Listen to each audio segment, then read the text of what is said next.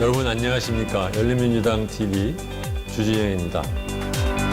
그동안 저희 당에서는 검찰개혁 못지않게 언론개혁에 대해서도 많은 관심을 보이고 있었는데요.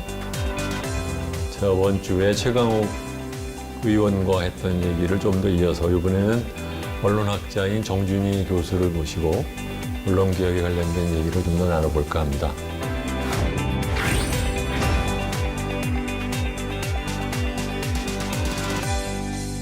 안녕하셨습니까? 하셨습니까? 정 선생님 오래간만에 봬요? 이제 그렇게 1대1로 뵙는 건 뭐가 좀 오랜만인 것 같습니다. 네.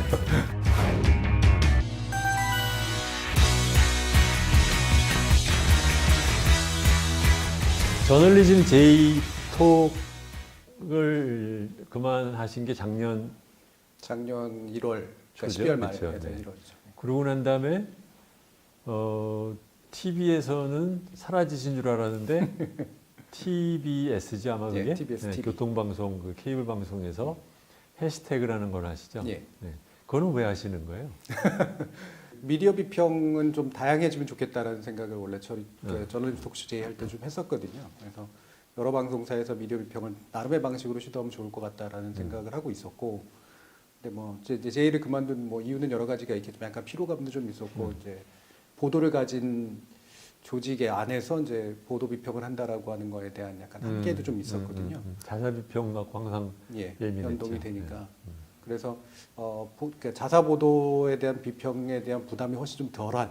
이렇게. 예, 그 TBS 같은 경우는 좀 더 이렇게 좀 제대로 좀 해볼 수 있지 않을까라는 생각도 좀 있었고요. 그거 말고 또 KBS 1라디오에서 저녁에 하는 열린 토론 예, 진행도 하시더니 또 MBC 또 100분 토론 진행도 예. 하죠. 언제 공부해요? 그래서 지금 요즘 공부는 그래도 뭐 어쨌든 하는 일이니까 공부 자체 양이 많이 줄진 않았는데요. 시간이 너무 분산돼가지고 그러니까 앉아서 논문 쓰고 뭐 책 쓰고 이러기에는 확실히 좀 시간이 부족합니다. 자, 이제 우리 얘기로 이제 넘어가면 우리나라의 지금 언론 산업이라고 할까? 네. 어떻게 돌아가고 있는지 전체적인 지금 그림이 보통 어지간한 경우는 우리가 세월이 지나면 조금씩 과거보다 나아지는데 언론 산업의 뉴스의 퀄리티라고 그럴까 이런 예. 것은 도리어 더 나빠졌단 말이에요. 네. 굉장히 독특한 현상 같아요. 그래서 네. 어떻게 보시는지. 이게 이제 언론 산업이라고 이제 표현하셨는데 사실 우리나라에서 언론이 산업다운 산업이 되기 시작한 지는 얼마 안 됐죠. 경제적 관계라기보다는 약간 문화적이고 그다음에 뭐 시민과의 관계고 이런 거라고 이제 보려고 했었기 때문에요. 뭐 공영방송 역시 이제 마찬가지 논리 구조 안에서 만들어졌던 거니까. 그래서 언론학계나 이제 실제로 언론 현장에 계시는 분들도 이제 이게 산업의 일부다라고 생각하지는 않았는데 저는 거기에 외려 약간 불행의 씨앗이 좀 있었던 것 같아요.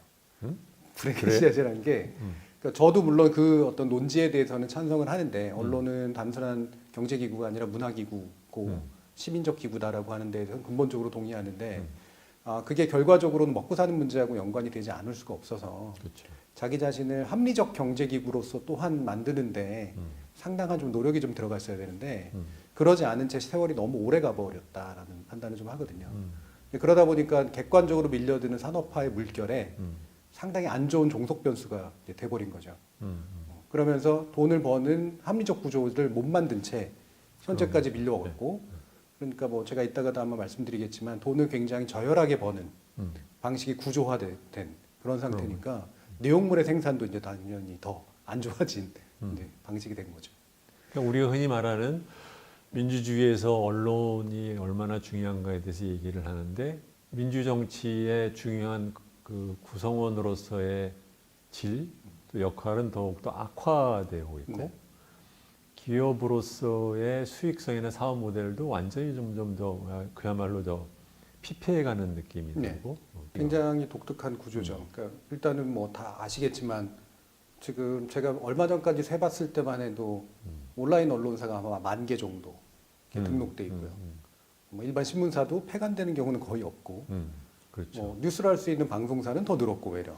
그렇죠. 채널 수는 뭐 당연히 엄청나게 늘고 있고, 이게 이제 언론 시장에서 감당이 되는 숫자인가라고 당연히 질문할 수밖에 없는데, 이게 어느 정도 이제 산업이 합리화되어 있는 나라들에서는 되게 미안한 말이지만 퇴출들이 일어나거든요. 그렇죠. 근데 우리나라에서는 퇴출이 안 일어나요. 맞아요. 돈을 버는 구조나 매출 구조나 비즈니스 모형은 굉장히 저열하고 그런데도 그 저열한 것 가지고도 먹고 산다는 얘기거든요. 음. 먹고 산다는 얘기는 뭔가 비경제적 방식으로 먹고 사는 요소들이 존재를 한다는 거고, 그렇죠. 그게 점점 이제 악화되는 구조로 가는데 굉장히 중요한 이유가 되고 있고, 이게 우리나라에서는 훨씬 더 독특한 형태로 나타나고 있는 것 같아요.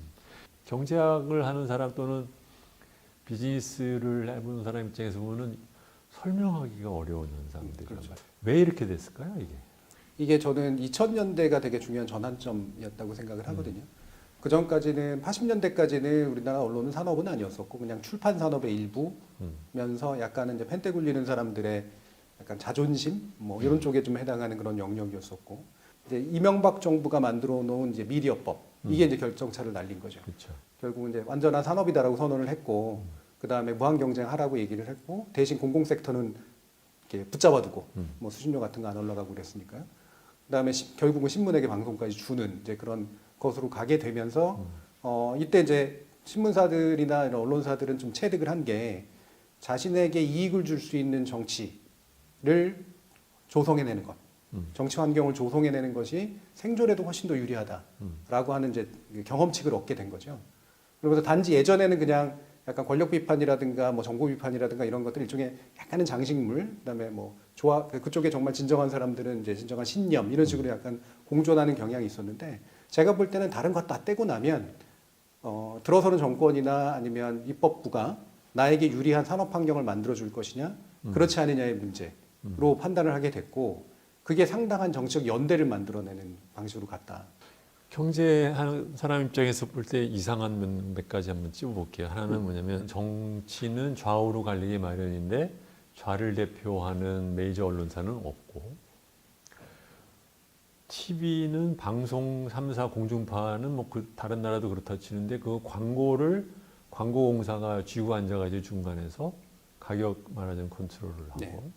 다음에는 5천만 사는 나라에서 종편이 거기에 붙여서 3개 또는 5개가 들어가서 같이 돌아간다는 것 자체가 이게 유지가 불가능한 그렇죠. 구조를 만들어 놓고, 뭐 다 설명이 될지는 모르겠지만 일단 그 신문 산업 같은 경우에는, 방송을 안 가지고 있는 신문 산업 같은 경우에는 신기하게 그 구독률은 쭉 떨어졌는데 매출은 상당 부분 유지가 되거든요. 그렇죠. 예. 이 얘기는 구독으로 인한 매출이 아니라는 이제 소리인데, 그중에 60%를 차지하는 게 광고고 10% 15%를 차지하는 게 기타 이제 매출 같은 거고 이런 건데, 그것도 기타 매출도 사실은 협찬이라든가 눈에 보이지 않는 지원 이런 거로 이제 메꿔지는 거기 때문에 70% 이상이 기업이나 정부, 공공섹터 이런 데서 이제 온다는 얘기거든요. 떼어주기 방식인 그렇죠. 거죠. 예.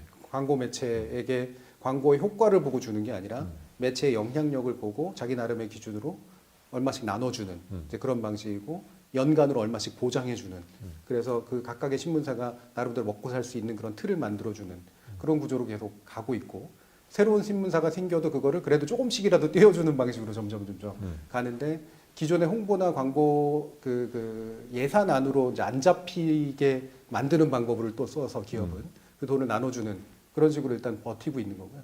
방송은 사실은 훨씬 더 솔직한 쪽이기 때문에 실제로 매출이 급격하게 빠지고 있거든요. 광고 점유율도 엄청나게 떨어지고. 근데 그거를 이제 벌충하는 방법, 유료 방송에게 이제 줘서 거기에 대한 컨텐츠 대가를 얻는 방식으로 이제 먹고 살거든요. 그래서 그 비율이 훨씬 늘고 있어요. 근데 우리나라 유료 방송 비싸지가 않잖아요. 사실 되게 그렇죠. 싼단 말이에요. 네. 10,000원 정도에서 15,000원 정도니까. 그럼 그건 돈은 어디서 오는 거냐? 홈쇼핑에서 오거든요. 홈쇼핑 매출이 계속 올라가고 있기 때문에, 그래도 홈쇼핑에 대한 이제 송출 수수료를 유료 방송이 떼면 그 중에 상당 부분을 지상파라든가 이렇게 메이저 채널들에게 이제 나눠주고 나머지에게 주는 이런 그러는 방식으로 거예요? 가는 거예요. 네, 그래서 그게 이제 CPS라고 이제 부르는 건데, 이제 가입자당 얼마 이런 식으로. 근데 이게 지난 한 IPTV 등장 이후로, 케이블까지는 사실 그렇게 못했는데 IPTV 등장 이후로 거의 한 10년 동안 거의 계속 올라갔어요. 그래서 광고 매출의 상세 부분을 상당 부분 이 유료 방송 송출 수수료 몫으로 이제 가져가는 그런 방식으로 가면서 아직까지는 버티고 있는 그런 구조인 거죠. 자, 이제 그럼 이제 양적인 얘기라고 치면 질적인 면에서 세월이 지나면 질이 좋아진 게 일반적인 산업의 특징인데, 특징이 아니라 뭐 거의 모든 산업이 그런데, 언론은 도리어 질이 더 나빠졌다라는 인식을 많이 갖는단 말이에요. 네. 동의하세요? 뭐 동의하고, 특히나 이제 최근의 것에서는 충분히 동의를 하고요. 대신 역사적인 관점에서 보면은 언제나 업앤다운은 있었던 건 맞다라는 거죠. 그러니까 이게 이후에 다시 업이 올지는 잘 모르긴 하겠습니다만, 맨 처음에 언론은 먹고 사는 산업은 아니었었고 질도 되게 후졌었고요. 그러다가 이제 나름대로 뉴스를 다루는 조직들이 이제 생겨나면서 그런 뉴스를 상업화에 성공한 조직들도 생겨나고 그러면서 그게 상류 마켓, 업마켓하고 다운마켓이 이제 네. 구별이 가는 방식으로 이제 갔고 그게 꽤 오랫동안 지속되다가 다운마켓에서 이제 그 옐로우 페이퍼라든가 이런 것들이 이제 또 등장을 하면서 시장의 질이 굉장히 안 좋아지니까 업마켓 쪽에서 이제 권위지의 형태를 이제 더 강하게 띄어가면서 이른바 언론 윤리라고 하는 것들을 이제 걸기 시작한 거. 이게 이제 1950년대를 전후로 한 전후 시대까지의 미국을 기준으로 봤을 때 현상이었었거든요. 여기 이제 방송이 더해지면서 신문 시장이 약간 위기를 겪긴 했지만 신문 시장은 의견 시장을 가져가고 이제 방송 시장은 정보 시장을 엔터테인먼트, 네. 오락 쪽을 가져가면서 이제 어느 정도 황금 구도가 만들어졌던 거죠. 그리고 방송 뉴스는 그래도 이 퀄리티 페이퍼 쪽에 영향을 좀 받아가지고 아무래도 소수였었기 때문에 나름대로 품격을 유지하는 쪽으로 이제 지탱했던 게 90년대까지의 이제 모습이었었거든요. 한국의 경우는 퀄리티 페이퍼가 존재한 적이 거의 없다라는 게 저의 판단입니다. 그렇죠. 네. 실제로 업마켓이 없었던 거죠. 다 다운마켓이었는데 그중에 일부가 약간 미들마켓 정도 수준을 가지고 있었던 건데 다들 권위지를 자처하고 이른바 정론지를 자처하고 이랬던 거고 전 세계 역사에서 정론지를 자처하고 권위를 자처하는 데가 우리나라 인구 규모에서 신문 발행 부수 200만 부를 가져간다? 지금도 100만 부를 가져간다? 이건 사실 불가능한, 그렇죠. 원리적으로 네. 불가능한 일인데 그거를 이제 눈 가리고 아웅하는 식으로 이제 해왔던 거죠. 그게 왜 그게 가능했을까요? 그러니까 무슨 얘기냐면은 5천만인 나라에서 소위 말하면 뭐 조선일보나 중앙일보나 동아일보 이런 곳들이 부수를 100만 부를 넘을 때가 있었잖아요. 네. 그거 자체가 굉장히 이상한 현상이잖아요. 근데 그게 가능했던 측면은 어떤 게 있냐면 70년대까지는 사실 그게 불가능했는데 왜냐하면 문자 해독률도 좀 떨어지고 대학 교육 받은 사람도 그렇게 많지 않았고 오케이. 제가 출판 산업의 일부라 그랬는데 약간은 문인, 그러니까 문자 엘리트 네, 계층에 국한된 그런 측면들이 좀 있었다가 80년대로 넘어오면서 이게 그 당시가 이제 컬러 TV도 생기면서 이제 급격히 미디어 시장의 대중화가 일어나거든요. 그리고 대졸자도 늘어나고 우리나라 경쟁 성장도 일어나면서 전반적인 매체 자체가 다 성장을 했어요. 그래요. 네. 그러면서 신문 산업도 갑자기 아까도 말씀드렸지만 성장을 했고 그러니까 이제 신문 구독을 한 가지라도 하는 게 중산층 정도에 올라가게 되면 기본적으로 하는 일처럼 이제 된 거였었고 그때 이제 이른바 메이저 전국지들이 원래 자기들이 지향하는 바하고는 다르게 훨씬 더 많은 이제 시장 쉐어를 가져갈 수 그걸 있어요. 경제적으로 풀면 소득이 늘면서 돈을 내고 신문을 자기 집에 배달 볼 수 있는 사람들의 중산층의 숫자가 늘었고 급격히 늘었죠. 두 번째로는 광고를 하고 싶은 기업이 늘었기 때문에 네. 경제 발전하는 과정에서 미디어 시장도 마찬가지로 이제 폭발적으로 이제 늘었다 이제 그런 얘기가 되는 거죠. 예, 예. 그게 이제 다른 나라 같은 경우에는 이제 신문이 꽤 오래 있다가 나중에 TV가 등장하면서 TV는 문자 해독력이 없는 사람들이 주로 보고 신문은 여전히 엘리트 계층들이 이제 보게 되면서 신문은 원래 엘리트가 보는 것, 그 중에 퀄리티 페이퍼는 당연히 엘리트가 보는 것 이런 식으로 이제 됐었던 구조인데 우리는 엘리트가 보는 것이라고는 했지만 되게 작은 시장이었다가 이게 이제 TV와 함께 두 가지가 다 같이 대중시장으로 성장을 해버린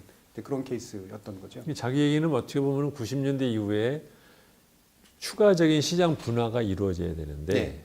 그게 지금 우리나라는 안 이루어졌다 이제 그런 얘기인 그렇죠. 거잖아요. 네. 그때 이후로 우리나라 이제 그 엘리트 계층은 신문을 과거에는 좀 이제 보는 것들이 굉장히 중요했었지만 지금은 별로 중요하지 않다라고 생각을 하거든요. 왜냐하면 특히나 90년대 이후로 유학을 해본 사람들이 많이 늘어나고 그 다음에 고급한 정보는 영어로 얻는다라고 하는 게 기본이 된 거예요. 그러니까 말 그대로 원본을 볼 수 있는 사람들이 엘리트 계층의 다수를 차지하면서 이 사람들이 사실 한국 신문을 보고 한국의 문자로 만들어진 어떤 텍스트를 보고 고급한 정보를 얻는다는 생각을 안 하는 거죠. 그렇죠. 네. 그러니까 뉴욕 타임스를 차라리 본다거나 뭐 이코노미스트를 본다거나 이런 식으로 이제 아예 즉석을 가져와 가지고 보는 형식을 취하니까 국내에서는 이제 퀄리티 페이퍼에 대한 어떤 사실은 수요가 엘리트 계층에게 사실 그렇게 높지 않았던 거예요. 그런 면이 있죠. 네. 그래서 지금도 흔히 뭐 조중동이 됐건 뭐든 간에 업마켓을 함부로 얘기할 수 없는 이유가 한국의 엘리트 계층에게 충분히 소구할 만큼의 정보 경쟁력을 가지고 있느냐 그걸 못 이뤄낸 거죠. 그거는 결국은 기사를 만들어내는 기자들 인력의 퀄리티가 안 올라갔다는 뜻도 되는 거 아니에요? 네. 네. 그러니까 예전에 그나마라도 좀 괜찮았던 건 신문수가 적고 뭐 이러면서 제가 아까도 이제 문인적 전통이라 그랬는데 사실 그때는 정보의 값이 엄청나게 높았다기보다는 워낙 문자 정보가 그냥 높았던 값이었던 거고 주로는 이제 글을 잘 쓴다라고 하는 거였었죠. 엄청나게 막 취재를 잘하고 정보의 밀도가 높고 이런 게 아니라 그때도 사실은 좋은 글이나 좋은 정보는 여전히 뭐 외국어로 있거나 아니면 책으로 있거나 또는 뭐 예, 잡지라든가 외려 이런 쪽이 훨씬 더 괜찮았었기 때문에 뭐 사상계라든가 이런 게 있었던 것처럼 그쪽에 이제 엘리트 그 계층들이 있었던 게 신문으로 이전해 오지 못한 채 갑자기 대중적인 시장으로 이제 바뀌어버리고 그걸로 배를 불리니까 당시로서는 그 필요를 잘 못 느꼈다가 지금 와서는 이제 뭔가 필요를 느끼지만 그거를 할 만한 능력이 없는 상태. 이런. 근데 최근 한 20년에 걸친 이 언론, 특히 이제 신문 기사의 퀄리티의 뭐 급격한 추락이라고 할까, 네. 아니면 악화. 이제 우리가 지금 계속해서 그 얘기를 하는데 네. 이게 왜 시작된 거냐는 거지. 네. 그러니까 그 부분은 제가 아까도 말씀드린 것에 일부가 있는데 이제 온라인과의 경쟁 때문에 드러나기 시작을 한 거였었어요. 그 전에는 경쟁 대상이 없었기 때문에 이제 굳이 뭐 견주어지지 않았던 건데 온라인이 등장을 하면서 매체 수도 되게 많아지고 그 다음에 이제 속보 경쟁 같은 게 주로 좀 많아지고 그다음에 검색되는 정보의 중요성이 굉장히 커진 거죠. 그러니까 구독해가지고 뭔가를 찾아보고 이런 식의 방식보다는 그냥 검색해가지고 딱 보는. 그러니까 그게 포털이 가지고 있었던 구조도 굉장히 컸고요. 처음에는 이제 포털에 저항하는 방식을 좀 취하기도 했었고 그랬지만 결과적으로는 그것과 공생하는 과정으로 이제 아예 갔고 그러다 보니까 사실은 이른바 퀄리티 페이퍼라고 부르는데도 검색 잘 되는. 그래서 검색 잘 되고 파급 잘 되고 이러는 것의 메커니즘을 아예 바꿔버린 거예요. 근데 예전보다도 더 떨어지는 핵심적인 이유가 이런 검색에 잘 걸리기 위한 그런 키워드라든가 그다음에 대단히 논쟁적인 이슈라든가 그 자체는 실체는 별로 없음에도 불구하고 정치적인 쟁점이 되기가 되게 좋은 이슈라든가 이런 것들 위주로 이제 기사를 쓰는 게 상당히 굳어지게 된 거죠. 지금. 적어도 전적인 이유는 아닐지 모르지만 포탈에 지나치게 종속되면서 그 포탈이 갖고 있는 때문에 역기능이라고 할까 이제 그런 것이 말하자면 이제 그 선정주의적인 보도 쪽으로 더 가게 하는 경향이 크잖아요. 예. 그것이 큰 영향을 나는 준 것 같아요. 예, 그걸 아니면 설명하기 어려운 현상이 분명히 있는 것 같거든. 왜 신문사들이 자기들이 모여서 야 이거 네이버나 다음에다가 이렇게 포탈한테 뉴스 주면 우리가 다 망한다. 우리 좀 다른 방식으로 하자라는 거를 왜 자기들끼리 그걸 못 만들어낼까? 사실은 몇 번 시도가 있었습니다. 그래요. 처음에는 그냥 뉴스를 공짜로 줬었고요. 뭔지 몰랐으니까. 그러다 위기감을 느끼면서 2000년대 중반쯤에 되면서 이제 아예 빼거든요. 근데 뺐더니 망한 거죠. 검색이 안 되고 노출이 안 되고 이제 그러니까 그래서 안 되겠다 해서 다시 집어 넣으면서 대신 이제 뉴스 공급 계약 같은 형태를 맺어서 이제는 그래도 돈을 좀 받자라는 그런 형태로 갔고 그러면서 이제 약간은 이제 그 포털을 약간 악마로 만들면서 그 포털의 문제가 굉장히 심하니까 검색 기준이라든가 알고리즘이라든가 이런 것들에 대해서 외부 위원회 같은 걸 만들어 가지고 좀 정화를 좀 해보자. 근데 그렇게 한 건데 그게 결과적으로 어떻게 됐냐면 포털 안에서 입점돼 있는 언론사의 수를 독점권을 약간은 주게 되는 경향이 좀 생겨버렸고요. 한 70개 언론사 이렇게 되는데 그 중에서도 특히 이제 기존의 조중동이라고 불리는 이제 상위 매체들이 그 안에서 이제는 더 많이 검색되고 더 많이 노출되는 자기들의 입장에서 좋은 현상이 이제 나타나게 된 거죠. 그리고 또 이제 뉴스 공급 계약이 어떻게 바뀌냐면 이제 광고비를 쉐어하는 형식으로 이제 바뀌었거든요. 처음에는 그냥 뉴스 공급 계약을 얼마 주기로 하고 뭐 1년 단위 얼마 뭐 이런 식이었다가 이제는 더 많이 검색되고 더 많이 이제 되면 네이버가 기사를 검색해서 우리는 읽을 때 그 옆에 뜨는 광고에 그쵸. 대해서도 돈을 받는구나. 예. 네. 그래서 네이버는 비싸게 광고를 수주를 해서 여러 개를 안 하잖아요. 신문사들보다는 훨씬 더 광고 수주력이 좋으니까. 그래서 보는 사람들은 깔끔하고 광고가 몇 개 없는데 그다음에 편집도 잘 돼 있고 그다음에 이제는 메이저 신문사들 같은 경우도 거기서 그러니까 괜히 온라인에서도 싼 광고 따느니 비싼 광고를 나눠 먹는 그런 방식으로 가는 것도 괜찮아서 이게 트래픽이 이런 거는 한 번에 늘면 확 늘고 그러니까 일종의 성과급이 이제 돼버린 거죠. 거기서 꽤 많은 이익들이 생겨나기 시작했어요. 불과 몇 년 전부터. 그래서 지금은 제가 볼 때는 메이저 언론사들이 죽는 소리를 하는 것처럼 하지만 사실은 포털 구조와 이미 공생 구조는 마련이 된 이제 그런 상태라고 봅니다. 그렇지만 그러니까 명목 GDP 올라가는 속도에 비해서 네네. 자기들 매출은 정체라는 뜻은 그건 계속 그렇죠. 쪼그라들고 있다는 네. 뜻이잖아요. 그 산업 자체의 전망은 굉장히 불투명한 게 사실이고 뭐 예전에 흔히 알려진 얘기지만 조선일보 사주가 방송을 하면은 빨리 망하고 방송을 안 하면 천천히 망한다 뭐 이런 식의 얘기를 했던 것처럼 실제로 굉장히 위기감을 느꼈던 것도 이제 사실이긴 하거든요. 근데 여기서 이제 방송을 같이 간 게 이제 사실은 굉장히 컸던 거예요. 방송 매출이 나름대로 좀 상쇄시켜 주는 게 있고 네. 전체적으로 네. 사이즈를 키워줬기 때문에 그다음에 이제 눈에 보이지 않는 이제 기타 매출 음. 예, 그런 것들이 이제 굉장히 많은 다양한 사업의 모델로 이제 만들어지게 되면서 사주의 입장에서 보면 그 미디어 기업 미디어 그룹 단위로 운영하는 데는 어느 정도 이제 한 10년 정도는 보장받은 그 전까지는 굉장히 좀 불투명했다가 이런 상황이 됐으니까 나름대로 합리적 선택이 된 거죠. 근데 이렇게 하다 보니까 이제 많은 그 사람들은 뭐가 불만이냐면 믿고 볼 수 있는 매체가 없어져 버린 거예요. 네. 네. 그러니까 예를 들면 뭐 나 같은 경우라 그러면 우선 다른 사람들이 예를 들어 페이스북 같은 데서 링크를 걸었어도 이게 조선일보 기사면 그냥 제끼고 안 봐. 네. 왜냐하면 그 기사에 무슨 거짓말을 어디다 숨겨놨는지를 읽으면서 내가 네. 이렇게 빼가면서 봐야 되잖아요. 내가 못하러 그렇게까지 해. 그렇게 되는 거잖아요. 이게 거기에서 차라리 기름 돌으면서 먹듯이. 그러니까 그 피곤해지는 거예요. 예. 그래서 아예 안 보게 되는 경향을 갖게 되고 그렇다고 그러면은 무슨 뭐 한겨레나 경향을 보면 그렇다고 대단하게 기사의 퀄리티가 높으냐면 그야말로 그 기초 뼈다구 해당되는 정도만 있지 깊이 있는 보도는 또 없고 네. 그럼 결과적으로는 사람이 이 정보의 홍수라고 하는데 그 정보 홍수 안에서 나를 위해서 미디에이트를 해줄 수 있는 미디엄은 결과적으로 없어져 버린 경우가 돼버려서 네. 그러니까 굉장히 피곤한 거죠. 그 소비자나 독자들에게 너무나 많은 부담을 안긴 상태가 된 거죠. 예. 원래의 매체 기능이 사라지고. 그런 거죠. 미국의 교육층은 원하면 그냥 뉴욕타임스에서 뭐라고 했는지 워싱턴 포스트에서 뭐라고 했는지 그냥 보면 돼. 네. 한국은 그게 불가능해. 불가능하죠. 네. 영국만 하더라도 기본 신문 몇 개 보면 되는데 그렇죠. 한국은 일일이 다 찾아봐야 돼. 네. 네. 그리고 심지어는 거짓말한 기사를 얘네도 비끼고 쟤도 비끼고 계속 다 비껴놨어. 이게 지금 뭐야 이게. 예. 굉장히 불행한 일이 지금 만들어졌는데 그 말씀 주신 그런 뭐 뉴욕타임스라든가 워싱턴 포스트라든가 뭐 다들 뭐 유력한 이제 신문들이고 그래도 지난 한 10년이라고 부르는 그런 세월 동안 얘네들은 혁신을 했거든요. 예.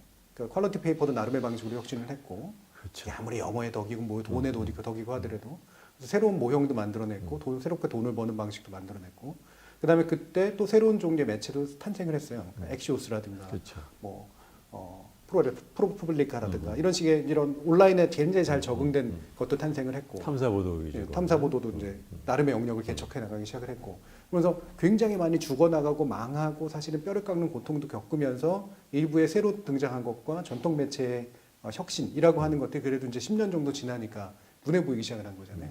우리는 그 시기를 완전히 생으로 놓친 거죠. 그러니까 퀄리티 페이퍼라고 스스로를 자처하는 자들도 진정한 이제 정보 판매자나 정보 생산자로서의 위치를 만들 수 있는 기회를 완전히 놓친 거고. 그다음에 그렇다고 해서 새로 등장한 디지털 매체가 뭐 눈에 띄게 있느냐. 오마이뉴스 뭐 이런 이제 새로운 이제 시민 모형 정도 이런 것들을 제외하고 난다면 나름의 방식으로 먹고 사는 잘 디지털화된 저널리즘의 모형 같은 건 못 만들었거든요. 결국에는 새로운 영역도 그렇고 과거 영역도 그렇고 혁신도 못하고 그다음에 새로 부상도 못하는 이런 상태가 이제 현재 와버린 거죠. 혼란, 혼돈의 지금 시절인 것 같아요. 네. 그러니까 저는 우리나라 언론인들에게 제가 이제 이런 얘기를 하면 흔히 뭐 뒤에서 이제 욕하면 이제 뭐 현장도 모르는 언론학자가 이상적인 얘기는 한다라는 건데 제가 뭐 기자는 안 해봤어도 적어도 사례 연구는 엄청나게 많이 해봤기 때문에 당신들이 말하는 사례, 한국 사례라는 게 왜 이렇게 이례적이다라고 하는 것에 대해서는 충분히 얘기할 것 같고. 근데 우리 상황이 지금 굉장히 이례적인 상황이라는 거를 인지는 해요? 또는 인정은 해요? 사람들이? 잘 모르는 것 같아요. 제가 볼 때. 예. 그리고 심지어 과거하고도 다르다라는 것조차도 잘 모르는 것 같고요. 제가 제일 실망하는 부분은 적어도 정보 경쟁력이 있느냐라는 부분에 대해서 없는 걸 모르는 것 같아요. 그러니까 되게 억울해만 하고 나는 노력한다라고 생각을 하고 옛날보다 힘들어진 건 사실이 또 있거든요. 그러니까 보면은 예전엔 기사를 한두 개 쓰던 그런 게 하루에 10개도 써야 되는 경우도 많이 생기고 그다음에 예전에 비해서 욕도 많이 먹고 그다음에 왜 윗선배들은 그래도 나름대로 연공서열 받아가지고 좀 페이도 괜찮았는데 지금 자기가 생각하기엔 자기의 똑똑함에 비해서는 페이도 덜 받는 것 같고 이런 식의 여러 가지 것들이 겹치면서 생긴 굉장한 열패감은 있는데 근데 진정으로 자신들의 생산물이 그러면 그래도 내놓을 만한 것인지에 대해서는 판단이 좀 있어야 되잖아요. 거기에 대해서 냉정히 판단을 못하는 것 같아요. 물론 언론직이라고 하는 게 다른 프로페션만큼의 수준이 되느냐라는 부분에 대해서는 뭐 서양도 그렇고 우리나라도 그렇고 좀 당연히 논란의 여지가 있지만 그래도 프로페션 지향을 가지고 있었던 건 분명하고 그거는 결국에는 내가 그 특정 잡이 아니라 이 직업과 직능의 영역 안에서 뭔가 내가 가지고 있는 배타적인 기능 같은 것들을 이제 갖겠다라는 거잖아요. 그리고 윤리의식도 이제 그런 면에서 이제 필요한 거고. 근데 그게 뚝 하고 떨어뜨렸을 때 그래서 독립적이어야 되잖아요. 이 사람을 기자했던 사람을 어딘가 떨어뜨려서 딱 놓으면 그 사람이 거기서 보여줄 수 있는 빛이라는 게 뭘까? 근데 결국에 보면은 자신의 능력이 언론사의 힘이었다라고 하는 거로 결국 발견하고 프로페셔널이 아닌 거죠. 그러니까 언론사의 힘이었던 거고 언론사의 힘은 뭐였냐면 네트워크였다. 결국은 정관계나 이런 데서 이제 출입처 통해 가지고 얻었던 그런 식의 네트워크의 힘을 가지고 자기 언론 후배의 어떤 통제에 대한 통제력을 발휘하거나 아니면 어딘가 로비를 해주는 능력 이게 프로페셔널의 능력이었었던 거야 저널리즘에 이 부분이 이제 지금 많잖아요. 이제 드러나고 있는 거죠. 심지어는요, 나 무엇을 느꼈냐면 현재 유력지의 유명한 칼럼니스트라는 사람들이 자기 글이나 아니면은 그 실리지 않은 자기 개인 글을 갖다가 페이스북이나 이런 걸 쓸 때 읽는 사람이 몇 명 되지도 않아. 그렇죠. 그러니까 이게 거기에 올라갔기 때문에 그 사람이 뭐지 네. 자기가 독자적으로 현직이 있는데 쓰는 글에 대해서도 아무도 팔로우를 안 해. 네. 거기에 비해서 서구의 유명 언론인들이 트위트를 하던 글을 쓰면은 그 팔로우를 얼마나 많이 합니까? 그러니까 그 사람 자체에 대해 인정을 하는데 차라리 유튜버보다 못한 거죠. 그러니까요. 저 사람들 창피하지도 않나. 네. 그런 생각이 들어요. 그러니까 이런 얘기를 하면 되게 막 조롱하고 비아냥거린다고 되게 불편해하는데 냉정한 현실이잖아요. 그걸 조롱으로 받아들여요. 제가 뭐 자꾸 해외 사례를 드는 게 거기는 계속해서 그래도 뭔가 그 전통으로 뭔가 새로 만들거든요. 네, 네. 그러니까 뭐 이를테면은 과학 저널리스트다. 그럼 이 사람들이 쓴 책의 수준이라고 하는 게 대단하죠. 사실은 공부 안 한 생물학자나 뭐 이런 과학자보다도 훨씬 더 나은 그렇죠. 것들 많이 보잖아요. 물론 그 형식이라는 게 학문적 엄밀성의 형식을 취하진 않고 그렇죠. 있긴 있지만 인사이트라든가 자료의 수준이라든가 이런 것들을 보면 근데 그게 거의 순전히 사실의 과학 저널리즘을 쭉 해온 결과물이 너무나 자연스럽게 드러나는 건데 우리나라에서 과학 저널리스트라고 부르는 사람이 누가 있나?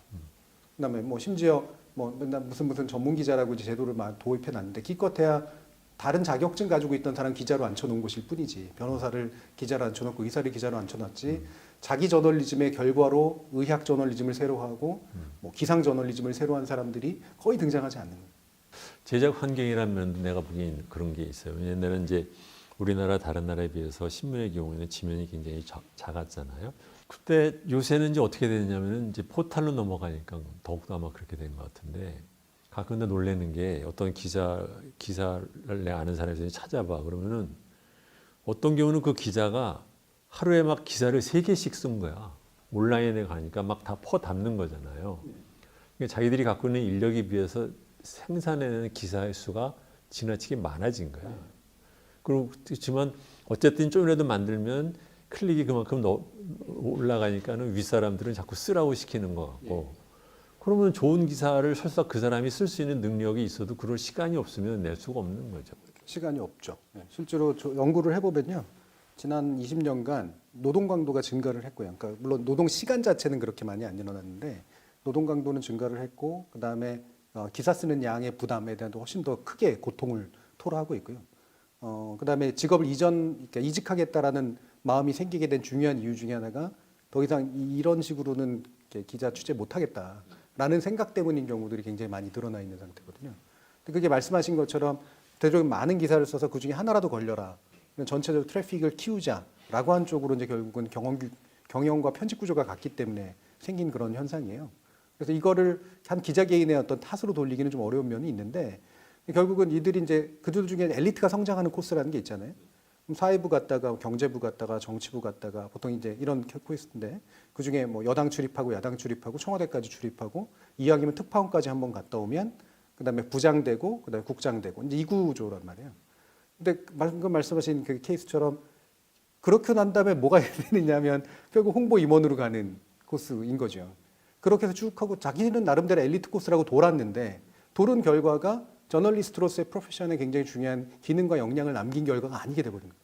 대형 유력지에 중견 간부로 크고 국장급까지 간 사람이 결국은 40대 말 50대 초에 기업의 홍보팀장으로 가는 커리어를 하는 것이 참 걱정된다. 이제 그런 생각이 드는데. 자, 이제 요새 와서 이제 생기는 문제. 아까 이제 우리나라가 업마켓, 다운마켓 같은 게 별로 없다. 그러니까 다들 다운마켓이 돼버렸는데 그것이 요새 와서 이제 심해지는 케이스가 거의 특히 정권 바뀌고 난 다음에는 거의 나라 망하라고 고사 지내는 듯한 기사들을 만들어내는 게 아예 이제 뭐 어쩌다 한 번이 아니라 그냥 기본이 됐죠. 기본이 매일이 그렇게 돼버렸어요. 저걸 만드는 사람들은, 그걸 만들라고 시키는 사람들은 자기들끼리 무슨 얘기를 하고 어떻게 자기의 존재를 합리화하면서 살까? 이 부분은 일부 관찰한 것도 있고 나머지는 또 짐작도 있고 이제 그런데요. 일부 관찰한 것 같은 경우에는 제가 뭐 가까운 사람들은 아니지만 가깝고 건너서 이제 보게 되는 광경들은 그렇게 선거 결과에 관심이 많아요.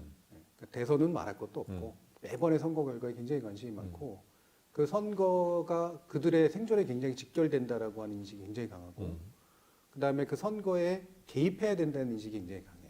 선거를 관찰하는 게 아니라 선거를 개입해서 판을 만들어야 된다는 생각이 굉장히 강한 거죠. 왜 그래요?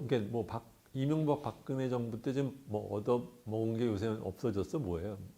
상당히 없어진 면들이 좀 있죠. 그래요? 네. 그러니까 그때는 확실하게 보장을 해준 거니까 어쨌든 떡거물도 줬고 법도 바꿔줬고 인적으로도 진출시켜줬고 근데 이게 쭉쭉쭉 막힌 거잖아요. 이를테면 기관장 되기도 어렵고 그다음에 네, 그렇죠. 국회의원이나 이런 거 되기도 되게 어렵고 청와대 가기도 어렵고 눈에 안 보이는 온갖 한직들이 있었는데 사실은 그 한직들로 진출할 수 있는 루트 같은 게 다 차단이 돼 있는. 잠깐 여기서 나는 그것도 굉장히 이상한 거 뭐냐면 그래도 자기가 언론인이면 솔직히 언론인 사람이 정치를 가고 뭐 여기저기 기관장 가는 거를 창피해야 하는 건 아니야. 근데 우리나라 언론인들은 다들 자기들이 그걸 하고 싶어 해. 해야 한다고 생각해요.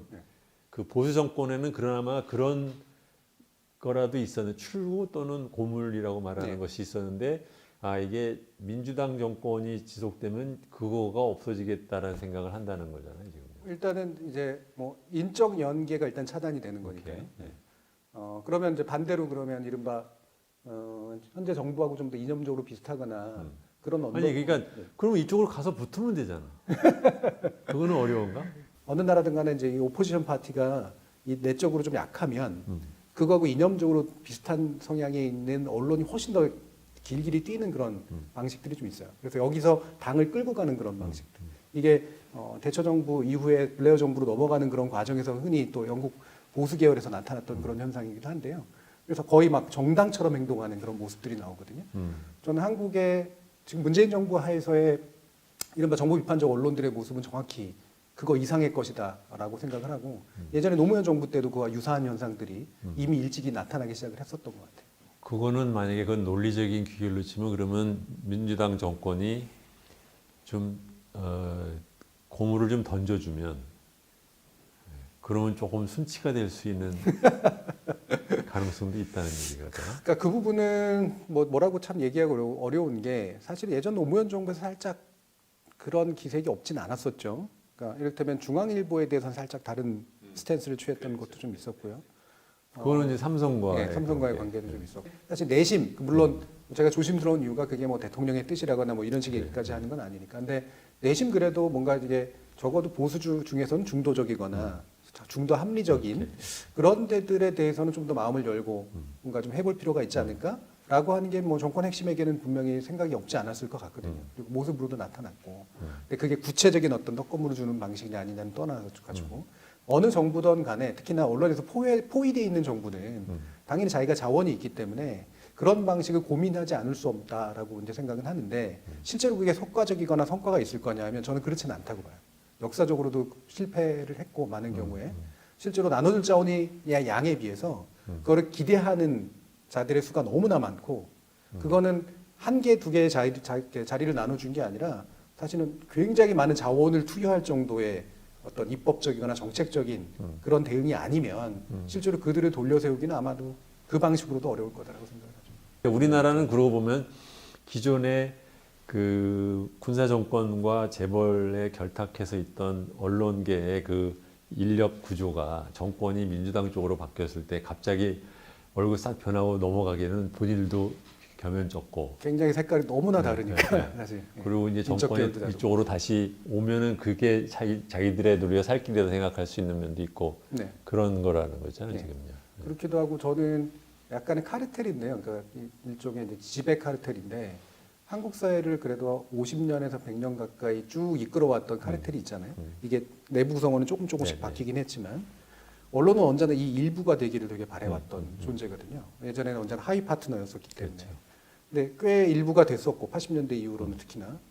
그다음에 그 그룹에서 보면 흔히 말하는 이제 의사 그룹이라든가 법조 그룹이라든가 이런 또는 대학 교수급이라든가 이렇게 나름대로 문화 자본을 가지고 있는 쪽, 그다음에 경제 자본을 가지고 있는 쪽, 그다음에 정치 권력을 가지고 있는 쪽 사이에서의 직접적이거나 간접적인 연관관계라는 건 굉장히 튼튼해서 이거를 배신한 채 이제 전혀 새로운 계열에 투신한다라고 하는 거는 상당히 어려운 일이고요. 그게 결과로 또 뒤집어보면 뭐냐면 현재 민주당 정권이나 이런 데들의 네트워크는 저는 굉장히 약하다고 보거든요. 여전히. 그렇죠. 인적으로도 굉장히 맞아요. 약하고 네. 굳이 이념적으로 보수가 아니라고 하더라도 좀 더 지배적 계층이나 엘리트 계층도 뚫고 들어갈 수 있는 힘이 아직도 굉장히 약하다고 생각해요. 현재 보면 의사 집단이 보여주고 있는 모습들이라든가 전체적으로 교수 집단이 보여주고 있는 모습들도 저는 그거하고 되게 비슷하다고 보거든요. 여러분들은 제가 이제 저 사람들 뭐 언론 개혁한다 앉아가지고서는 이상한 구름 잡는 얘기를 한다라고 얘기를 생각을 하실 수 있는데 왜 이제 정준희 교수님한테 이런 얘기를 하냐면 이 우리나라에 말하자면 이렇게 그 언론의 이상한 그 작태 같은 것은 현상적으로 보면은 굉장히 분노할 만한 현상이지만 저게 왜 그렇게 될까? 그리고 저게 왜 유지가 될까? 저 사람들은 무슨 생각을 할까를 생각해 보면 이게 참 설명하기 되게 어려운 게 있어요. 그래서 자꾸 이제 오신 김에 이제 그 얘기를 자꾸 물어보는 건데 그게 언론에 이렇게 벌어지는 이 현상 뒤에는 한국 사회의 정치, 사회, 문화적인 저류의 어떤 움직임이 언론에서도 이렇게 반영이 드러나는 게 아닌 거냐. 그 생각을 하는데 저는 이제 이쪽 분야를 깊이 아는 사람은 아니니까 자꾸 궁금한 게 저 사람들은 지금 무슨 생각을 하길 저러고 있을까? 예? 언제까지 네. 저러고 있으려고 저럴까? 네. 그 생각 계속해서 네. 하는 거예요. 현재 판형을 만들어낸 주체들, 음. 나름의 상층이라고 불리우는 그런 언론 엘리트들 같은 경우가 살아온 지난 50년 이상의 이제 기간의 모습이라는 게 그렇다는 거고 또 한 가지는 저는 그게 그러니까 이를테면 언론인이 20명이 넘는 사람들이 이를테면 정치로 갔다 그래서 문제다라든가 이 사람들이 뭐 예를 들면 청와대로 갔다 그래서 문제다라고가 아니라 우리 사회의 정관계로 대표되는 또는 기타의 어떤 전문직으로 대표되는 그런 사람들이 이른바 하이 소사이어티가 살아가는 방식이 비슷한 패턴을 가지고 있는 뭔가 동종적 요소들이 굉장히 강하다라는 그런 생각을 하거든요. 그러니까 쓸모가 있는 거예요. 어떤 면에서 보면 전문직으로서는 떨어지지만 약간 위로 쭉 상승해가지고 나름대로 그냥 상류 계급이거나 또는 권력을 쥐고 흔드는 또는 쥐고 뭔가를 하는 그런 사람들의 소사이어티 안에서는 현재 이렇게 자라난 언론인들도 꽤 쓸모가 있는 그렇게 훈련된 사람들이라. 언론 개혁을 좀 해야 되는 거 아니냐라는 얘기를 시작하게 된 게 사실은 노무현 정부 때부터 이제 본격적으로 이제 언론 개혁이라는 이제 주제가 이제 대두를 했어요.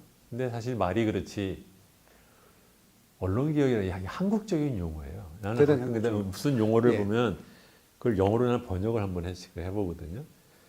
그러면 언론 개혁이 뭐냐면 프레스 리폼이야. 그 영어 표현에 없는 표현이에요. 표현이죠. 예. 예. 왜 그러냐면 이거는 순수 민간 분야인데 이걸 네. 어떻게 그렇죠. 뭐 어떻게 하자는 거예요? 그래서 방금 말씀하신 게 바로 언론 개혁이라는 한국적 현상, 한국적 요구의 어려움을 그대로 이제 보여주는 건데요. 권력기관 개혁에 비해서 저는 100배 아마 어려울 거다라고 굳이 치면. 이거는 권력기관 안에서 권력기관의 의지로 뭔가 어떤 권력을 사용해서 바꾸는 거랑 권력을 사용해서 민간으로 들어가서 뭔가를 바꾸는 거는 굉장히 다른 문제이기 때문에 파급 효과도 되게 다르고 그래서 계속 번번이 실패할 수밖에 없는 그런 한계를 안고 있는 건 우리가 인정해야 된다라고 생각을 하고요. 어떻게 질을 끌어올리고 어떻게 하면 좀 더 같이 살 만한 언론들을 만들어내는데 어떤 각 주체들이 해야 될 것들이 있는가라고 하는 쪽으로 결국은 이야기가 모아져야 되는데 이제 결국은 이제 입법적인 능력을 해야 될 제도 개선의 문제가 있고 그다음에 행정부가 할 수 있는 이제 어떤 정책적 영역이라고 하는 게 있고 그다음에 언론들 스스로 주체에서 할 수 있는 시장 내부에서의 어떤 또는 전문직적인 어떤 요구라는 게 있고 시민들이나 소비자가 또 해줘야 될 그런 식의 문제가 다 같이 들어가 있는 거죠. 전 그래서 행정이 먼저 시작을 하는 게 맞다라고 보고요. 행정. 예. 그 다음에 입법이 뒷받침해서 나가야 된다고 생각을 하고 그 효과가 이제 시장 안에 있는 주체들 가운데 동조하거나 거기에 리드를 해줄 수 있는 그룹, 그다음에 그거를 지지해줄 수 있는 소비자 내지 시민 이게 이제 결합이 되면서 말 그대로 좀 윗물들이 만들어지는 그런 쪽으로 이제 이전해 나가는 그런 식으로 단계적으로 진행될 수밖에 없다. 행정이라면 어떤 걸 말하는 거예요? 행정이 대표적으로 그래서 이를테면 출입처 문제 같은 거죠. 그러니까 노무현 정부에서 사실 했던 게 입법 영역은 그렇게 크지 않았었어요. 그렇죠. 실패했고 그거는 하다가 이제 그걸 위헌 논쟁으로 끝났고 후반부에 하려고 했던 게 그래서 결국 행정에 한번 해보자라고 했던 게 취재 지원 선진화라는 방식이었었잖아요.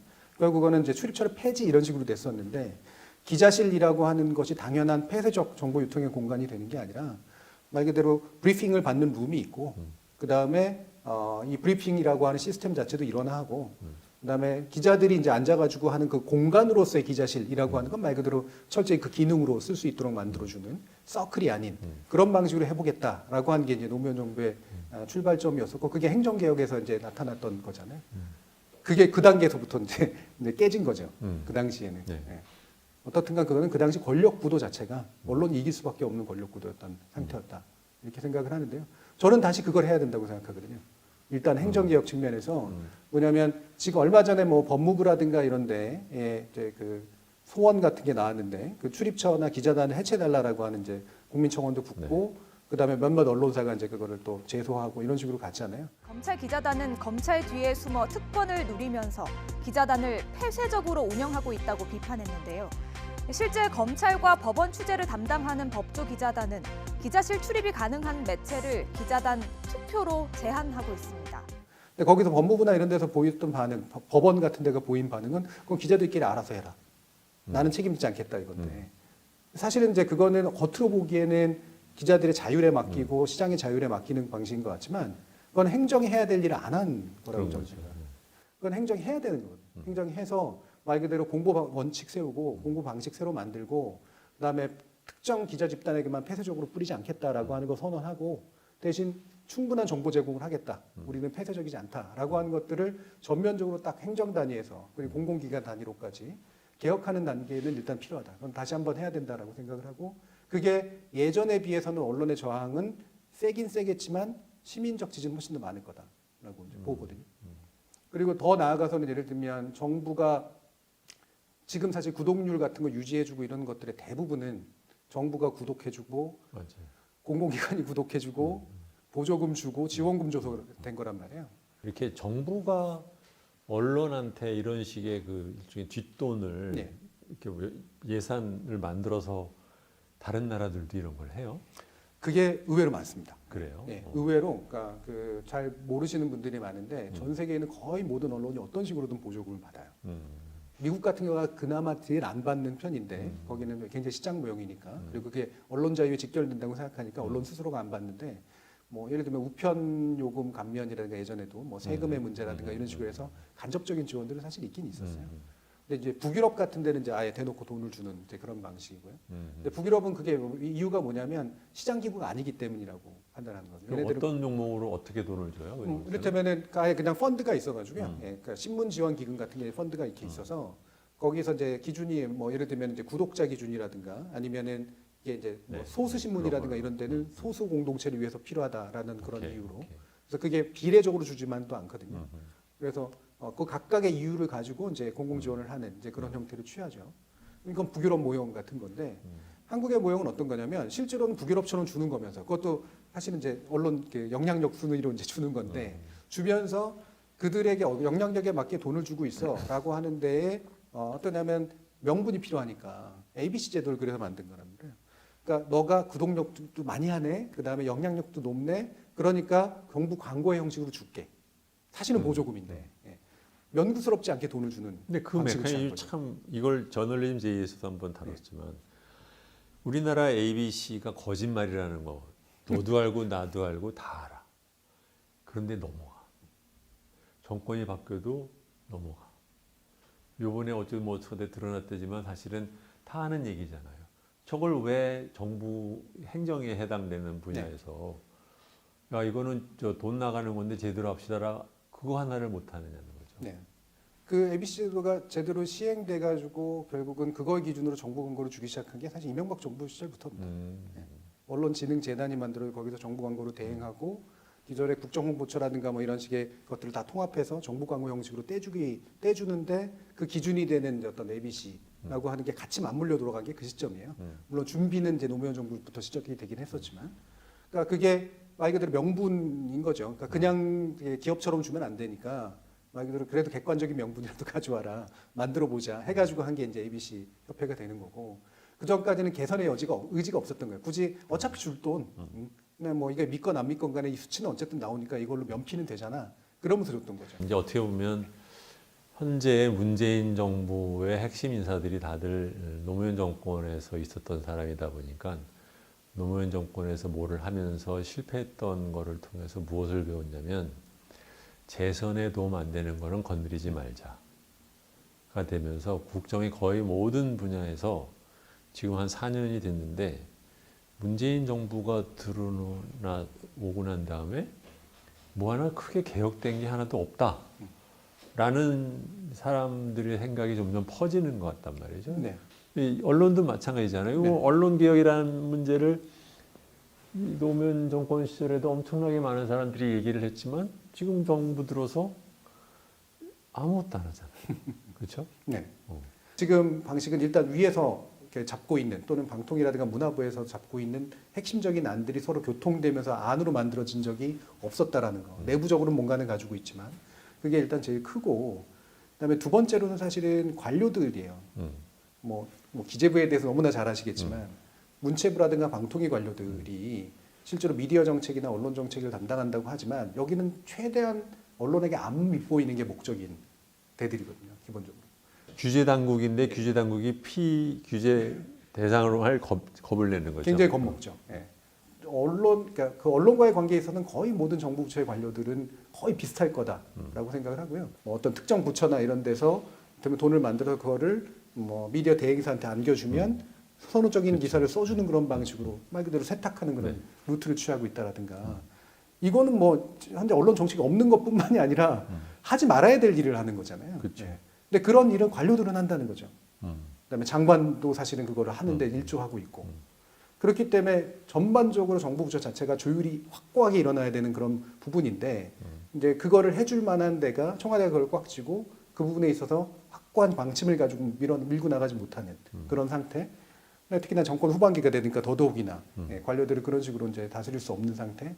이렇게 된 게 저는 가장 큰 원인이었다고 생각해요. 그러니까 이제 국민들 입장에서는 세상 돌아가는 거, 나라 돌아가는 거를 결국은 언론을 통해서 알 수밖에 없는데 기사만 읽고 앉았으면 지금 나라가 막 난리가 나서 여기저기 불 났고 홍수 났고 막 정신이 없는 나라처럼 느껴져. 네. 사실 그런 거 아무것도 아닌데. 네. 이 스트레스만 빡빡 쌓이는 거예요, 사람들이. 그렇죠? 네. 게다가 이거 자체가 어떻게 보면 지금 정부에 대한 실망감으로까지 지금 바뀌는 것 같고, 그래서 이제 국회에서 이제 예를 들면 뭐 우리 당도 그렇고 민주당에서도 무슨 언론개혁 6법을 했는데 저도 처음에는 언론개혁 6법 얘기를 하길래 무슨 대단한 걸 하라고 그래. 내용을 보면 아무것도 없어. 거의 비슷비슷한 거 모아놓은 거죠.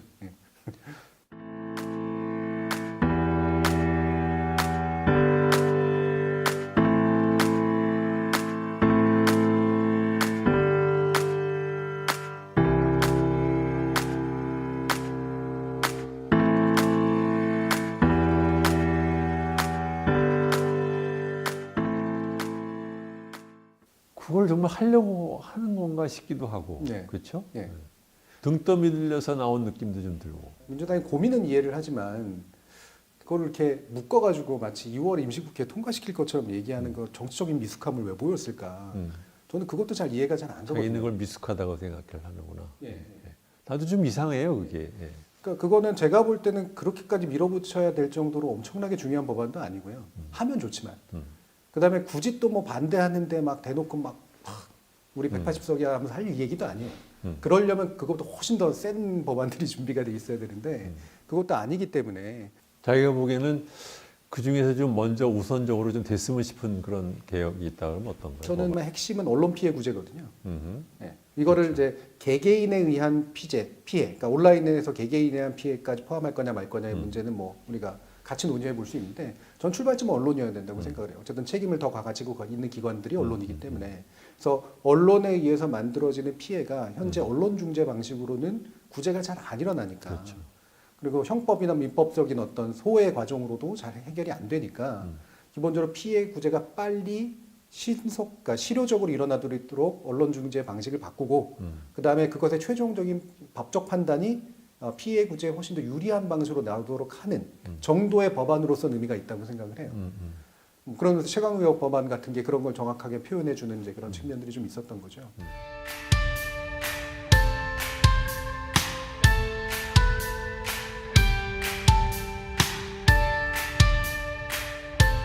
그래서 언론 피해 구제 법안이라고 만들어 놓고 오케이.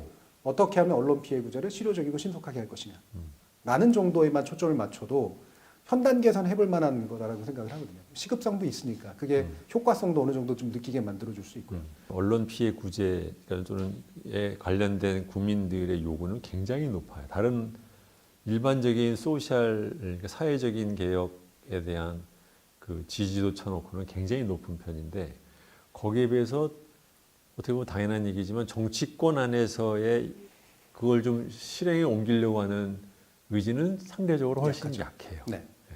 열린민주당 선거 공약에 나왔던 얘기 중에 하나가 이제 언론 중재. 저는 옛날부터 이 생각을 했거든요. 뭐냐면 아니 왜 언론 중재가 있어?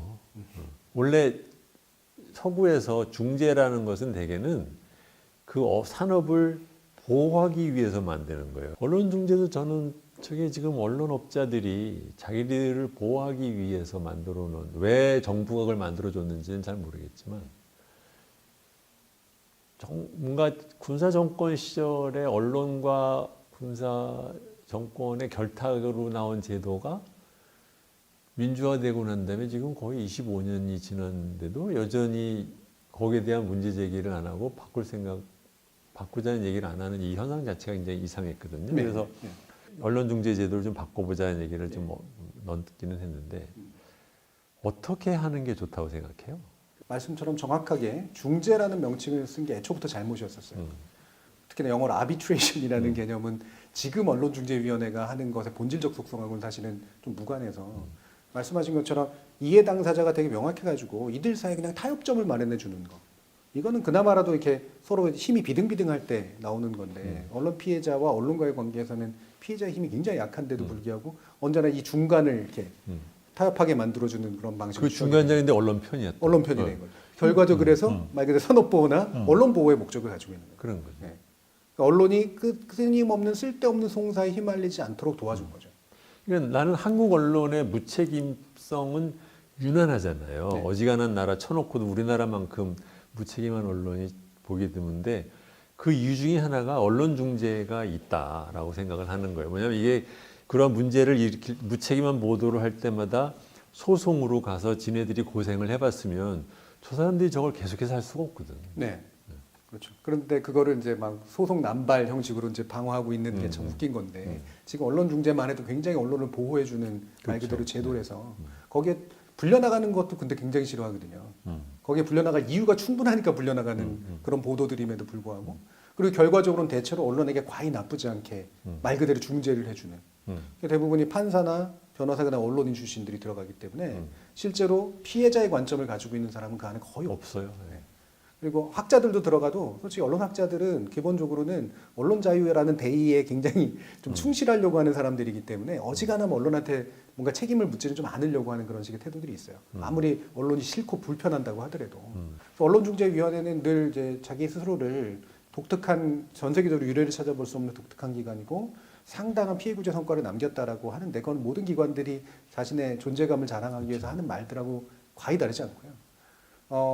저는 그렇다면 언론중재위원회 자체를 엄청나게 욕하고 싶지는 않은데 왜냐하면 그래도 그런 나름대로 싸워온 어떤 흔히 말하는 짬밥이 있어서 거기에 전문성은 좀 누적된 결과들은 꽤 있어요. 그래서 거기서 어떤 것들이 그럼 주로는 문제시 되고 있는가라든가 이런 것들이 데이터는 많이 확보가 됐으니까. 근데 그거를 그러면 그대로 가는 것이 맞냐? 이를테면 언론중재위원회를 강화한다거나 언론중재위원회 체제에 플러스하는 것이 맞느냐? 저 개인적으로 그냥 폐지를 하고 싶어요. 간단하다. 그게. 예. 책임 회피하는 규제로 쓰여진다는 거예요. 지금 언론중재위원회가. 바깥의 외부의 비판에 직접 노출되지 않도록 만들어주는 게 민주주의이고 그게 굉장히 중요한 언론 자유의 보호인 것처럼 돼버린 거예요. 그러니까 어카운티빌리티, 그러니까 책임성이라고 하는 게 자유와 함께 가지 못하는 현상이 여기서 이제 나온 거죠. 그리고 거기에다가 이제 중재위나 이런 것들이 바로 그걸 차단시켜주는 그런 시스템으로 실제로 작동을 하니까 이들이 피해를 입은 사람이나 독자나 이런 사람들에게 편집권적이나 내용적인 또 권한을 가지고 있던 사람이 대응을 하지 않아도 되는 그런 그게 시스템. 말 듣다 보니까요. 이게 검찰이랑 굉장히 비슷해요. 무슨 짓을 해놓고 비난이 이뤄도 이거는 수사 문제이기 때문에 얘기할 수 없다. 그러면 대답 안 해보면 그냥 덮어버려. 언론은 똑같아. 자기네들이 문제되는 기사를 써놓고 여기에 대해서 자기네들이 해명도 안 하고 설명도 안 하고 주장도 안 해. 그냥 깔고 멍게 그냥. 그래놓고 그게 독립이고. 언론만 또 그걸 요구할 수 있다고 생각을 하죠. 특히나 공직자라든가. 자기는 물어보면서. 그거를 침해하면 언론자유의 침해니 뭐 독재니 이런 식의 이제 표현을 쓰는 거고. 그러니까 이게 뭔가 상당히 민주적 구조라고 얘기해서 만들어낸 것들인데 그게 실제로 민주주의가 가져야 될 균형적 요소들을 한쪽이 사라져 있는 상태로 너무 오래간 지속이 됐어요. 그리고 그 프레임이나 이념에 제가 볼 때는 언론이 이익을 가지고 결속했거나 또는 약간 순진하게 결속한 면도 있어요. 제가 이를테면 진보 언론 같은데 문제 제기를 하는 게 바로 그런 건데 자신들이 언론 자유를 얘기하면서 언론 자유에 대해서 마치 책임을 이야기하면 이걸 이탈하는 것처럼 느끼는 그런 현상. 그래서 보수 언론에게 왠지 자기가 책피해야 되는 그 정권하고 같이 가는 것처럼 비치는 현상. 이 부분이 저는 되게 심각한 문제라고 보거든요. 이게 언론 노조라든가 기자협회에서도 그대로 나타나는 현상이죠. 이번에 별것도 아닌 6대 언론 법안 가지고 언론 자유 침해한다고 다 같이 난리치는 이런 모습들로 나타났다라고 하는 게 되게 한탄스러운 그런 일이죠. 보면 이제 규율이라는 게 크게 보면 세 가지가 있다고 해요. 보통 자율적인 그 규율이 있고, 그 다음에는 행정적인 규율이 있고, 그 다음에 이제 법적인 규율이 있는데 이거는 지금 언론에 종사하는 사람들은 자율적인 규율도 안 하려고 들어. 행정적인 규율도 안 받으려고 들어. 법적인 규율도 빠져나가려고 그래. 그렇죠. 그러면서 다른 사람들한테 인정받고 존경을 받을 수는 없는 거거든요. 근데 거기에 대한 생각은 기자협회 회장이라는 사람 인터뷰를 봐도 전혀 없어 그런 생각. 네. 그게 일부러 약간 전략적으로 무식한 척을 하는 건지 아니면 정말로 모르는 건지가 가끔 헷갈려요. 그럴 수도 있고. 네. 그러니까 자율규제라는 말을 알까 이들은? 그리고 최근에 의협이 자기한테 면허권 달라고 얘기하는 것들이 일종의 자율규제인데 그러려면 얼마나 많은 책임들이 자신들한테 부여되는지 알까? 그리고 그거를 잘못했을 때 어떤 후과가 올지 아는 걸까? 이런 거거든요. 근데 한국의 언론 집단이 실제로 스스로가 편집권전의 자율이라든가 편성상의 어떤 책임이라든가 이런 식의 문제를 얘기를 할 때, 언론 자유를 얘기할 때 이 용어를 알고 쓰는 걸까? 이 역사성에 대해서 알까?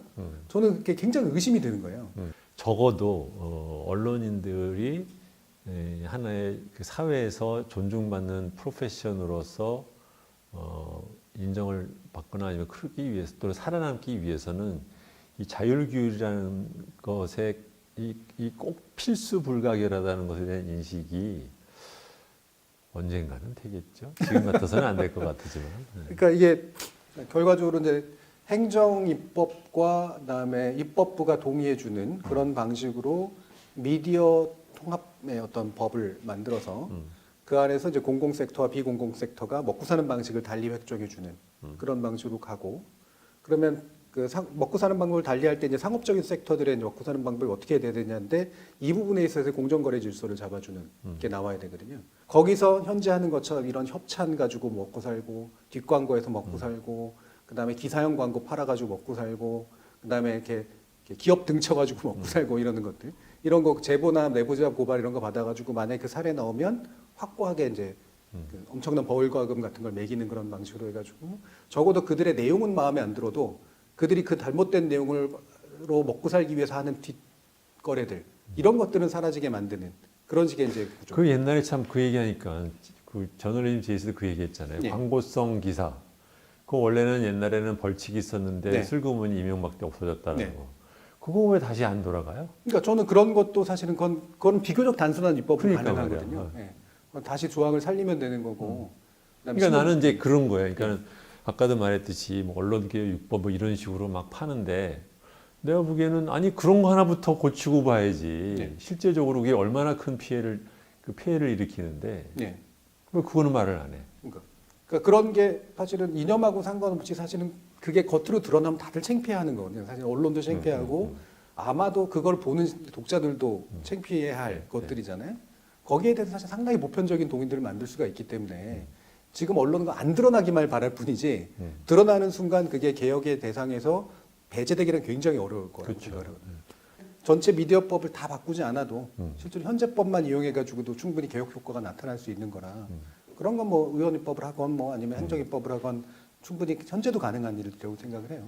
그래서 그렇게 이제 뭐 제가 단계는 얘기했지만 이렇게 논리적 구조로 다 같지는 않더라도 당장 기존법의 일부를 보수해서 할 수 있는 영역들과 그다음에 법 체계를 바꿔서 가능한 영역.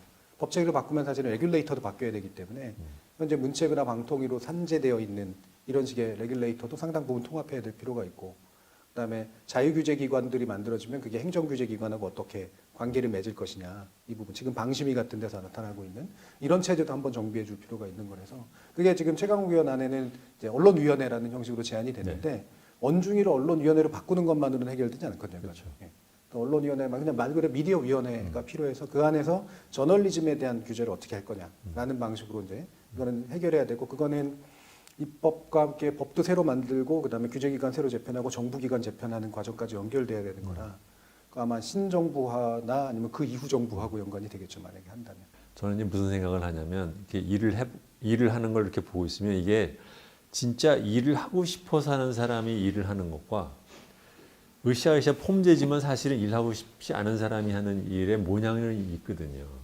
지금 정권과 지금 더불어민주당에서 하는 언론개혁법이라는 걸 보면 저 사람들이 일을 지금 하고 싶어서 하는 개혁법안이 아니야.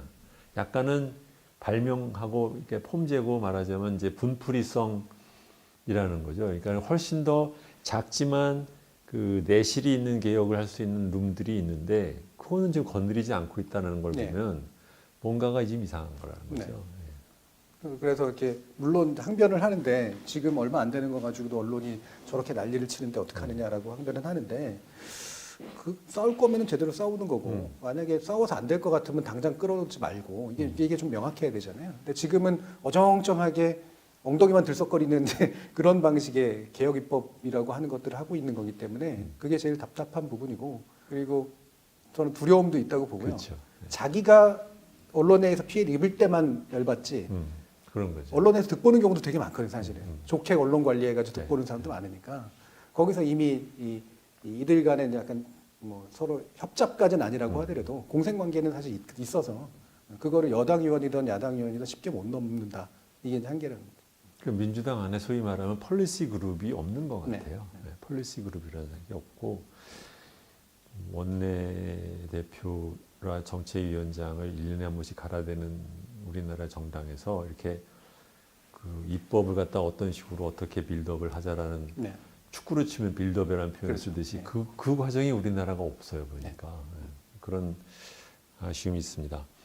여러분들 오늘 방송을 들으신 분들은 좀 혼란스러울 수 있을 거라고 저는 생각해요. 뭐냐면 일반적으로 요새 말하는 언론개혁 말할 때처럼 뭐 이거가 뭐 나쁜 놈 저거 나쁜 놈 이런 거 얘기하면서 비분관계를 하는 방송을 예상했거나 아니면 그런 거에 익숙해졌을 수 있는데 정준희 선생님 모시고 그런 얘기하는 것은 자원의 낭비라고 생각을 해서 조금 더 구조적이고 좀 깊은 문제를 얘기를 했는데 제가 보니까 정준희 선생 자신도 공부가 깊다 보니까 이 얘기가 굉장히 하이 레벨로 올라갔어요. 그래서 점점 가고 있어요. 그래서 일반 시청자들이 듣기는 저게 지금 무슨 얘기지? 뭐 이렇게 하기 좀 약간 좀 어렵게 얘기가 됐어요. 그렇지만 포인트는 뭐냐면 지금 뭐 최강욱 의원이 냈다든가 뭐 이런 것들 안 하나하나가 그 단대로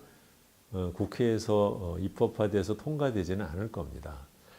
중요한 것은 이런 것들이 쌓여서 결국 그 중에서 조금이라도 하나씩 구체적이고 확실한 진전이 일어나가야 되는데 이 일어나가는 과정에서 우리가 큰 그림을 볼 때 지금 우리가 어디로 가야 되는 건지 어디까지 와 있는 건지 무엇이 우선적으로 해야 되는 건지에 대한 전문가로부터의 어느 정도의 그 대략의 그림을 좀 듣고 싶어서 이렇게 여쭤본 것이고 그런 얘기를 해주셨던 것 같습니다. 사실은 이것이 이제 하나씩 잘라서 더 구체적인 예까지 들어가면서 하면 좋은데 그런 것까지 좀 하시고 공부하시고 싶은 분들은 그 찾기가 좀 어려워서 그렇지 있어요. 그 TBS 해시태그에 그동안 보니까 한 40몇 회를 했던데 네. 다 보실 필요는 없고 가끔씩 한 번씩 찾아서 보시면 하나하나 주제에 대해서 비교적 깊게 얘기가 되어 있습니다. 한 번씩 보시면 좋을 것 같아서 추천을 드립니다. 네, 오늘 고맙습니다. 예, 감사합니다.